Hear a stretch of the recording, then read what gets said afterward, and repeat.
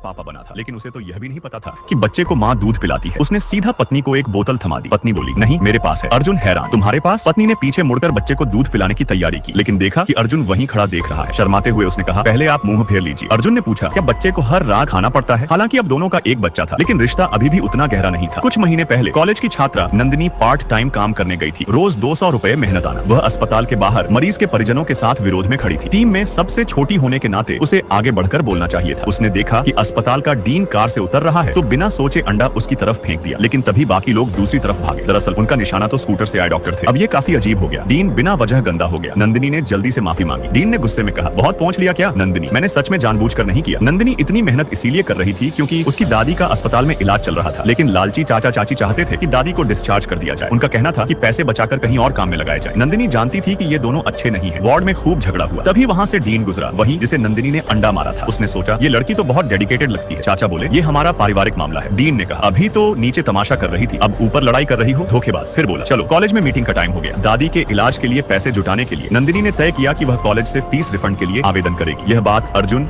Dean ने सुन ली। उसे नंदिनी के बारे में पहले का गलतफहमी याद आया और लगा कि शायद वह गलत सोच रहा था। जब प्रिंसिपल ने रिफंड मना किया तो अर्जुन ने उसकी सिफारिश की। असल में अर्जुन सिर्फ डॉक्टर ही नहीं बल्कि शहर के सबसे अमीर परिवार का पोता भी था। प्रिंसिपल ने कहा, पहली बार देख रहा हूँ कि तुम किसी के लिए सिफारिश कर रहे हो, और आदेश दिया उसकी फीस वापस कर दो और उसे स्कॉलरशिप भी दे दो। नंदिनी, धन्यवाद प्रिंसिपल सर। धन्यवाद अर्जुन सर। लेक्चर खत्म होने के बाद कई लड़कियां अर्जुन का कांटेक्ट लेना चाहती थी। किसी ने तो उनके कमरे में अजीब सा सुगंधित धूपदान भी रख दिया। नंदिनी की सहकर्मी ने गलती से उसे अंदर बुला लिया, जिससे अर्जुन को लगा कि धूपदान नंदिनी ने रखा है। कुछ पल की नजदीकी के बाद अर्जुन ने तुरंत उसे अनजान मान लिया और एक ब्लैक कार्ड उसकी तरफ फेंक दिया। उसे लगा कि नंदिनी उसकी माँ ने जानबूझकर भेजी है ताकि वह उनके बच्चे की माँ बन जाए। अर्जुन, मैं ऐसे लालची धोखेबाज के साथ रिश्ता नहीं रखना चाहता। नंदिनी, मैं धोखेबाज नहीं हूँ। अर्जुन, 3 करोड़। नंदिनी, मैं सच कह रही हूँ। अर्जुन, 1 करोड़। दादी के इलाज के लिए मजबूर होकर नंदिनी ने पैसे ले लिए और इस तरह उसकी छवि एक लालची लड़की की बन गई। 8 महीने बाद नंदिनी ने अर्जुन के बच्चे को जन्म दिया। जब बच्चे का चेकअप करवाने गई तो डॉक्टर वहीं अर्जुन निकला। चेकअप के दौरान पता चला कि बच्चे को जन्म से ही दिल की बीमारी है। अर्जुन ने तुरंत पूछा, क्या पिता को पता है? नंदिनी ने हिम्मत करके पूछा, अर्जुन सर, क्या आपको बच्चे पसंद है? अर्जुन समझ गया और बोला, ये बच्चा मेरा नहीं है। वह बोला, उस रात तुमने दवा ली थी। स्पेशल पिल का 12 घंटे में असर 96.9% होता है। अगर मेरा स्पर्म उस 0.1% में भी आ गया तो बच्चा इतना कमजोर नहीं होना चाहिए। नंदिनी, आप हद पार कर रहे हैं। उसने कहा कि बच्चे का पिता कोई और है जो अर्जुन से कई गुना अच्छा है। अर्जुन ने ताना मारा, अगर वह इतना अच्छा है तो तुम्हें मेरी कार्ड से खर्च क्यों करना पड़ा? असल में नंदिनी ने सिर्फ एक बार कार्ड से दादी का अस्पताल का बिल भरा था, लेकिन उसने सफाई नहीं दी। उसने कहा, मैं ये पैसे लौटा दूंगी। घर लौटने पर ब्लैक कार्ड गायब मिला। जल्द ही उसने देखा कि चाचा चाची महंगे सामान लेकर आए और कार खरीदने की बात कर रहे हैं। कार्ड उनके पास था। दादी ने कहा, ये नंदिनी के मेहनत के पैसे हैं, लौटा दो। लेकिन चाचा ने कहा, इसमें करोड़ों हैं, ये इसके हो ही नहीं सकते। जब दादी को पता चला कि बच्चे के पिता का कोई पता नहीं और नंदिनी को भी नहीं मालूम तो उन्हें